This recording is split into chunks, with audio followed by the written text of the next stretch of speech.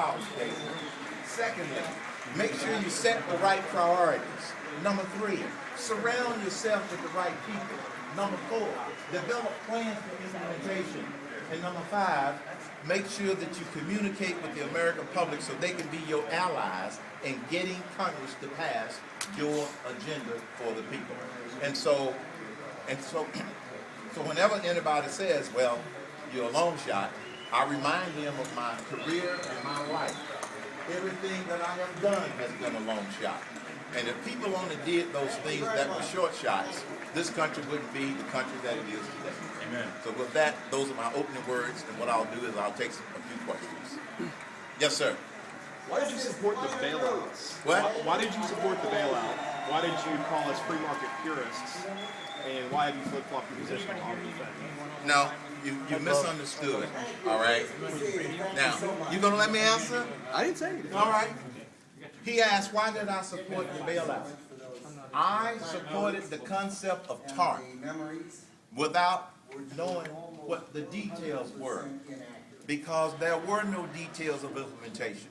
I didn't flip-flop on it. I stated publicly that I disagree with how they implemented TARP.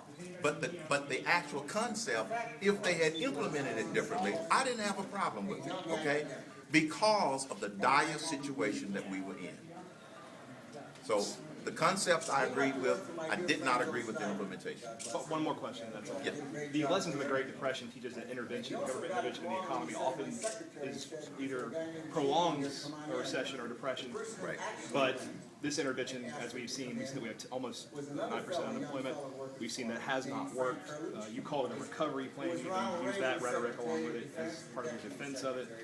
Just seems a little inconsistent with someone who claims to be a small government conservative and someone who supports you. It's supposed to be a free marketer and someone who supports you bailouts. It seems a little inconsistent. No. Don't. I did not support continued bailout after bailout after bailout. No. Please don't misquote me. I know you didn't. What I'm trying to do is answer your question. What you said just then, I continued to support the bailouts. No, I did not. Because I was against all of the other bailouts. The TARP concept is what I said yes to. But then when they continued one after the other, one after another, no, I was outspoken against doing those. I don't agree with this unending government intervention, okay? I don't. Mr. Cain, you know that the media gets pretty tough with health. You've had a very successful battle. How's your health these days, and what will you say to the folks that say he's not healthy enough to run for president? Read my medical records. Yes, sir. I am now 5 years totally cancer-free from stage 4 cancer because I had cancer in my colon and my liver, and I have beat it, and I am now totally cancer-free. I'm probably healthier than some of those people who they think that look healthy. Yes, sir. A lot of the people elected to Congress this year are people who haven't had office before and who have signed the front of the check rather than the rear of it. Yes. Is this the type of, is your candidacy an extension of that feeling where Americans have decided that they want people who have actually succeeded in life and in the world to make the financial decisions that they have to make every day? That's absolutely true, because if you look at 47 of the people who got elected to Congress had never been elected to office before. A total of 87 new folk there. Look at Scott Johnson out of Wisconsin, a businessman who got elected. I believe that the American electorate is saying we are ready for something different. And if that difference can mean having somebody that's a problem solver based upon their business track record versus a politician, I believe that the American people have an appetite for that. Now, 10 years ago, they may not have because of the way the system works. But quite frankly, because of what you all do, because of the access to more accurate information, faster, in more different forms, there simply are more and more intelligent, informed voters out there. And so that's why somebody like me has just as good a chance as anybody else to get the nomination and win the presidency. You made a couple of trips to Florida. Do you think Florida will play a big part in the 2012 election cycle, which it usually does. Are you focusing on Florida?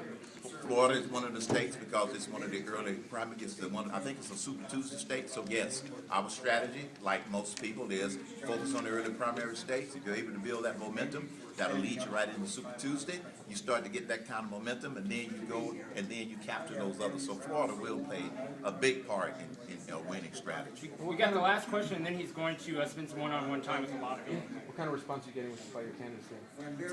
Overwhelming, exceeding our expectations. Let me give you just one statistic. I just announced my presidential exploratory committee 3 weeks and 1 day ago.